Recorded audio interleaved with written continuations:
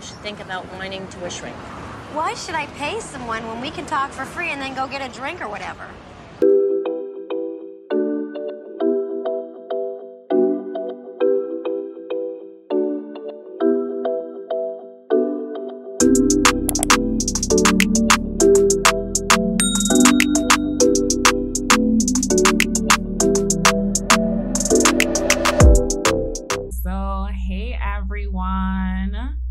We are back with another episode of Adulthood Loading. I'm Marissa. And I'm Emma, and we're so excited to talk about this topic. Yes. We're going to be talking about therapy, y'all. And just getting into the nitty gritty, you know, the things that kind of hold people back, how to overcome those things. So make sure you stick with us. We had our first Instagram live this week. Yeah, we did. It was exciting. It was. I think so. You know, the topic was with mental health, a serious one, and it was definitely a needed one. And we were so happy about the turnout and how many people really just wanted to hear about the warning signs of suicide and what they can do if there's someone who is experiencing suicidal thoughts, or if they have a loved one who's experiencing the same. And, you know, it just helps us to feel less helpless when we know more about what someone's going through and like what we can do to help. Yeah, and I think I know with our episodes, sometimes it takes a bit long because, you know, we have to edit them and things like that. But with that, we kind of wanted to get it out like really quickly. And so we decided, you know, let's try Instagram Live. So if you aren't following us, be sure to follow us on Instagram at Adulthood Loading Podcast. So when we do those quick things, we provide quick updates on what we're up to, or if we're talking about a special topic, you will be in the know. Like Emma and I said, it's really nice to be able to actually interact and kind of hear the questions and do that whole thing live. So let's have a check-in. Emma, how you doing? How you feeling? I think I'm okay. I'm ready to start this season. You know, it's been a while, but it's good to be back. What about you? I think same. I think the live was like a little like warm up, and now I'm excited to like get into some of the episodes that we have planned. I think especially this one, like therapy. You know, like coming into the new year, a lot of people have resolutions and things that they want to do, and I think a lot of people kind of have like go into therapy on their like list now. Yeah. I don't know how much of you have actually fulfilled that resolution as yet, but there's no judgment here. There's no judgment here because we're going to get into all things therapy in this episode now. And I think it's going to help you. So whether you have started the process, whether you haven't and you're just thinking about it, just given all the uncertainty and the rapid changing and like protocols, this pandemic, every week it's another variant. Don't say that. You know, and then life happening all through that as well. I feel like all of us needs to be in therapy, you know? Yeah, so much has happened for sure. And, you know, when your arm is broken, what do? You go to the doctor, right? So when you're having mental health challenges, or you just want your life to continue feeling great, you want to continue more of the things that you're already doing that are contributing to a life that you enjoy, you know, you go to a therapist. And I love that you said that, Emma, because a lot of times people feel like therapy is only when life is challenging or only when things might not be going their way, and they don't realize how useful a tool therapy can be. If you're like maybe, okay, let's say you just got a new promotion. It's a big change. You might have to move cities or move islands. And, you know, therapy could kind of help you work through that, you know, and I think it kind of goes back to like the stigma that exists around mental health and around therapy that kind of acts as a deterrent, right? Because when we think about some of the things that can hold someone back, maybe they might be embarrassed because even though they see it as a tool to better themselves or to work through a process, you know, if I tell my friend I'm going to therapy, they're going to think something's wrong with me. Or even if you suggest to someone, hey, have you thought of therapy? It's like they could get offended sometimes. and yeah, it definitely comes from the stigma, because they might be thinking like, oh, you think I'm crazy? Oh, you think I need, something's wrong with me, I'm weak, so I need therapy. When it's like, this is just a very helpful tool. And like we mentioned, it could be that you want to enhance your life. But even if it's a situation where you're really struggling right now, I applaud you, because you are reaching out for help. Yeah. And that's not always a very easy thing to do. And you know, another thing that people say, I hear this a lot with therapy, like, oh, well, you know, I have friends or family that I can talk to. Or like, even with clients, sometimes there's this statement that, well, you know, I feel like I've already done therapy because I've talked about it so much with my family and my friends, you know, and I've gotten their feedback as well. When, you know, your family and friends, they have great intentions. They may have great intentions. And the thing is, even with those intentions, sometimes they're biased. And so they're looking at your situation from their own perspective, and based on things that have happened to them, or that what they've gone through. And sometimes it's not a very neutral lens because of that. And then too, with therapists, you know, we're trained to help you to get to those aha moments that you may not always get with your friends and your family, and to help you to get to that like corrective emotional experience where you have these little changes that are contributing significantly in a better way to yourself and your life. Yeah. And I think, you know, having friends and family to speak to is a resource once it's a situation where it's like safe and they're understanding and things of that nature. But when you think about therapy, it's a bit different. You know, people kind of assume that therapy is just simply talking about your problems. I mean, it is called talk therapy, but we're not just venting, you know. When you go to a therapist, they're using like evidence-based tools. It's backed by research, It's backed by science, you know, these methods, the strategies that your therapist use, like these things, like Emma said, we're trained, right? Your therapist is supposed to be trained to utilize these tools for you to kind of see, well, this is the way I started at point A. They use those evidence-based tools to get you to point B, where you have made clear to them where you prefer to be. Right. And when you're talking to a family or friend, they don't really have that training. And so, like Emma said, though their intentions are good, sometimes their biases and their worldview, maybe even their religion, their religious views, those things can impact the response that you get. Right. And it's not to bash them, you know, they're just working within their capacity. But sometimes that could be really harmful. So, for example, we know like in the Caribbean, a lot of there's homophobia, right? And so if you prioritize only going to friends and family, but you feel like your friends and family have already made it clear where they stand, you know, that wouldn't necessarily be a safe environment for you to be able to be open and honest and kind of share your feelings, compared to, you know, coming to me or Emma or another therapist or psychologist and saying, you know, these are the realities of what I'm facing. I just want to share and I want to get to that point B. Can you help me? Yeah. And then, you know, it can be really hard opening up about your feelings to people, or just opening up about feelings in general, because, you know, a lot of us were taught that, you know, it's not okay for you to have feelings. If you have feelings, you're being rude. You have nothing to worry about.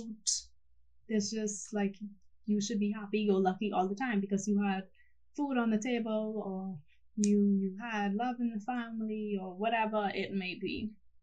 And the thing is, you know, it's scary opening up. It's scary being vulnerable, especially about maybe some things that you never talked about, or you haven't yet had the courage to address. And it makes sense because you're trying to protect yourself from that, from maybe the pain of what you experience or are currently experiencing. And, you know, sometimes you even have these family and cultural norms that, you know, you got to keep everything private, keep that in the family, and, you know, you could handle it on your own. You don't let strangers in on family secrets. but this can be really harmful. It can be harmful to you, the other members of the family, and therapy can help with so many things, and helping you to slowly work through these feelings and work through why it's helpful to talk about these things that we've been taught to keep secret, or to get help for them as well. Yeah, so true. And I think even as you were talking, it made me think, there's a difference between privacy and secrecy, right? Because I know a lot of times people just say, oh, the family just wants to keep things private, or don't be talking our business out on the streets and things like that. And it's just like, if something harmful is going on, who is really being protected in this situation? Because how holding that in, not being able to share, not being able to talk about it, and then people downplaying it too, like, oh well, I put a roof over your head, so why are you depressed, or why are you saying that you're depressed when I gave you everything? That isn't the most or that happened so long ago. Why are you bringing that up now? It's like, yeah, it happened long ago, but it still hurts. I still feel the impacts from it, and that's a very relevant and significant feeling. And having that validation is something that you could definitely expect when you engage in therapy. And I think in addition to like what you shared just now, Emma, I've also heard people kind of say, well, I don't have time for that right now. Right? And I think, and I know, like, even when I have things that I really, really need to do, sometimes I say I don't have time for it, but we make time for the things that we prioritize. So that's true. If it is that you feel like, oh, I don't want to sit around and have a talk and talk with someone for an hour, that's going to take away time from work, X, Y, and Z. But the thing is to kind of see it as an investment. It's just as important for you to be in the right frame of mind and in the right space to be at work, to engage with your kids, to be there for your family and friends, things like that. And so I think between that and also, I guess maybe like not like a sense of urgency. Because, for example, if I twisted my arm and I felt that physical pain, sometimes it'll get me to the doctor quicker than if maybe I feel like if I feel like I'm stressed out, I know that it's easy to you have that tendency to kind of feel like you could push through. And what I was thinking about, like reflecting on it when we was like doing this episode, is that when it comes to our mental health, a lot of times we feel like we could push through. We feel like that kind of fog and that those challenges is like the norm. We don't realize, like, some people be waking up, it's a great day. They have all this energy, they're in the vibe, they're settled, they're present, they got their morning routine. And like, some people are out there living that life. And so what we've become so accustomed to feeling in terms of being stressed, bogged down, tired, like, because we equate it with the normal, and it doesn't have that like sharp pain of like, our physical, compared to our physical health, a lot of times people feel like they could push past it and it's not as pressing, it's not as urgent. So I could do that later. I don't really need to make time for it. But like we've been preaching, when you're not right here, you're going to feel it elsewhere. So you need to make the time. True. And then, like, you don't have to wait until things are so terrible that you cannot function. Like, I know it's scary, reaching out for help. And maybe as it becomes worse, it can become scarier, because maybe you might be thinking, I should have just, I should have just started sooner, then I wouldn't be in this situation. It's okay. You can start now. You can start in a week. You can start, like, I know we're past the New Year's and everything, and that's where everybody wants to start things, but you don't need to wait until January to start something that is good for you. And you don't need a holiday to tell you, like, okay, now's the time. You can decide at any point, and you're not late. You're not, you haven't waited too late, and there's no hope. There's always hope. And there is help as well for you. Because I know I had big plans for January, and life just had other plans for me. For us too, with the podcast. We were like, yeah, we're going to start back. It's going to start back strong. And I think each of us kind of had to just be like, we could just start back in February, and that's okay. It doesn't need to be January. And if February kind of went left too, we still could have started back in March. So I definitely love that, Emma. Like, we don't need to start like at the beginning of the month, or let me just handle these other things first. It doesn't always have to be like that. And I know what also can take time too is even finding a therapist. So let's say you decided to make the time.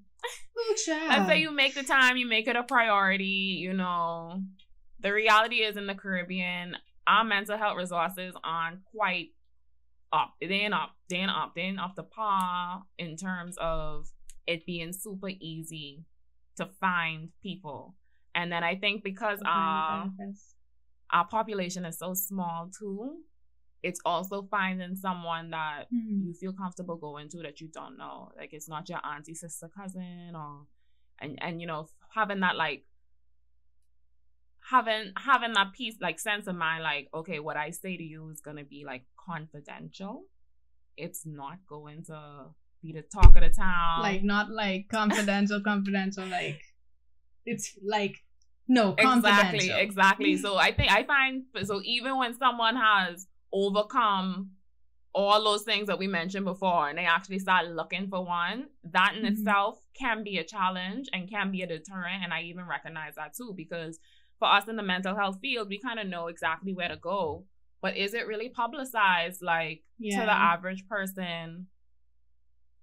Yeah, what to do, who to go to, who to ask. And that could be really frustrating. Like, after you say someone build up that courage and say, all right, I'm ready, it's almost like, so now what? Another factor is, not being able to afford it. So that is a major deterrent too sometimes. And sometimes we're thinking like, well, I have all these other bills. How am I supposed to afford this? And I want to go consistently. And then I think that could also lead sometimes to people trying to like rush therapy. But sometimes, especially with trauma, it's so important to move at a slow pace so you don't overwhelm yourself and overwhelm your nervous system. So you do it in a safe environment, and you just create this environment of safety for the client as well. Because remember, one of our number one ethical principles and ethical codes is to avoid harm. And so that's what we're constantly doing. But, not being able to afford it is a major, major thing. And so we will also give you some tips on what you can do. Yeah, I think just in terms of the afford thing, I think that's definitely one of the major hinders in terms of accessibility to therapy. Because like we've already outlined, like therapy has a lot of benefits. It's great, but it's almost like, what's the good of it if the average person can access it? And so I think if you are someone who is interested in therapy, you don't know where to look, you don't know where to even begin considering, you're unsure of your budget, you're unsure how much a therapist costs, I'd say the first thing that you need to do is probably reach out to your local psych association, because those are the ones who are going to kind of give you a sense of, okay, who provides this service? Where could I get it? What are the rates? And where could you find someone who is, for example, if they're working in the public healthcare system, it could either be free or really subsidized and more within your budget. If it is that you have insurance through your work or through school, because I know university students, sometimes they have insurance, then they might have their own services or persons in the private sector that they could access. So I'd always encourage a person to go to their psych association as like a really good starting point to figure out what options are available. And I know that we've been talking about like mostly like talk therapy and stuff like that, but that's not even the only option. in terms of types of therapy. Because, you know, Right. some people, they're not into the talking, but Mhm. then you have like art therapy, you know, you have different modalities. So Yeah. when you go to ask, try to figure out, well, what is available for someone based on my style or what it is that I need. Yeah. Yeah. And I think like another thing that can deter people from going to therapy too is, you know, they had a bad experience with the therapist. So now they're saying like, oh God, therapy doesn't work for me. Oh, this therapist was terrible. I felt like they didn't get me.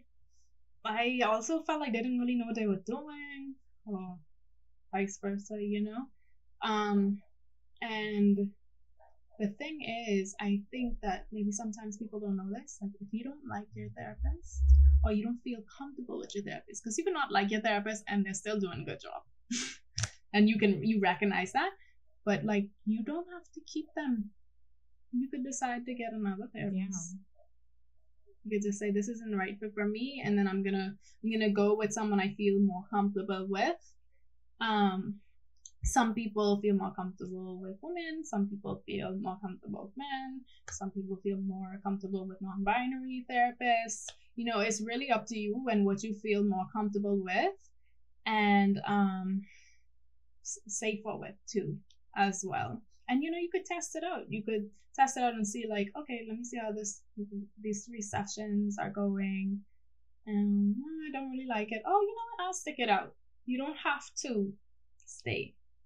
It's kind of like, you know, even your most intimate doctors, like a gynecologist, or that's all I got right now. That's all I'm thinking of. So it's just like, you know, you want to go to someone you feel comfortable with as possible. And so it's the same situation here. And you have the power to decide if you want to stay or you don't want to. At least with this therapist. And it's so while it's not a family or a friend, it's still a type of relationship too. And you know, sometimes relationships just don't work out, and that's okay. And I think even when we start to think about and discuss poor experiences, so let's say you did try therapy before and it wasn't what you anticipated, you still got information from that and you still benefited from that, because it's kind of telling you now, well, I know I want someone who's a little bit younger, or I want someone who's a bit older. I want someone who maybe it's a different time span. Maybe I prefer something in person versus virtual. It's still giving you information. And so don't feel as if something is wrong with you or like it just won't work. I think it's just, like Emma says, finding the right fit and kind of taking the information or whatever lessons that you've learned from that experience to find a new therapist. And I think what also goes with that is kind of figuring out what it is that you would want more of too. Because I know for a lot of people, therapy is like a new experience, and the only thing you have to compare it to is like your relationship with your friends and family. So I think even if you try and it's not quite what you anticipated, you still could say, well, make that little list of what I want more of and kind of keep that in mind when you do go and you shop around the therapist. Because I know Emma mentioned, you know, when you're dealing with like an intimate doctor, so like a gynecologist, I know the average person kind of like ask around too. Like, well, who do you go to? Or even like for dentists or even just a GP, like in the Caribbean, you know, word of mouth runs things. So don't even hesitate if you know someone who did disclose that they went to therapy to kind of ask them, because I'm sure that they went to more than one person as well. And then you could just ask, like you said, like ask the family doctor, your GP for referrals. And you know, sometimes with practices, you don't even need a referral from like a psychiatrist or a family doctor. You can come yourself and say, you know what, I want to work on this. Or if you want to do testing, you know, I have a query about, I don't know. I just always felt a little odd and I want to know more about myself and how I can manage, I think, the quirks that I have on a daily basis. So anything like that. And, you know, when it comes to the fee, Marissa mentioned like a bunch of options. You can also ask if a therapist that you're interested in has a sliding scale fee option. So what they may do is, if they do have that, is they could lower the cost per session if you're having financial challenges, right? So that could be helpful as or like well. even based on your income bracket too. So based on what they know you can afford, they kind of have a sense of, okay, well, based on what you've disclosed, this would be the price for you to access services. So don't hesitate to kind of make that financial need known. I know we don't like to talk about money, but I think just having that bit of transparency is better than kind of just assuming because I don't have it, I won't be able to get it at all. Like we had we did a poll a time, I think, on Instagram, and people would say like some of the reasons why they didn't want to go to therapy, and one of them was, I don't know if I'm ready. I'm ready to unpack all of that trauma. Like, what if it's just, so much, it's just too overwhelming. And, when we've been numbing feelings for so long, when we start to feel them, it can become overwhelming. And that's why it's so helpful when we can do that in a safe place with someone who is trained to do that with you, like a therapist. And, it can be scary. And it can be beneficial at the same time.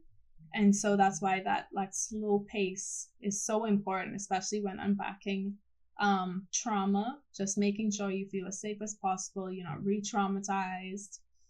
And,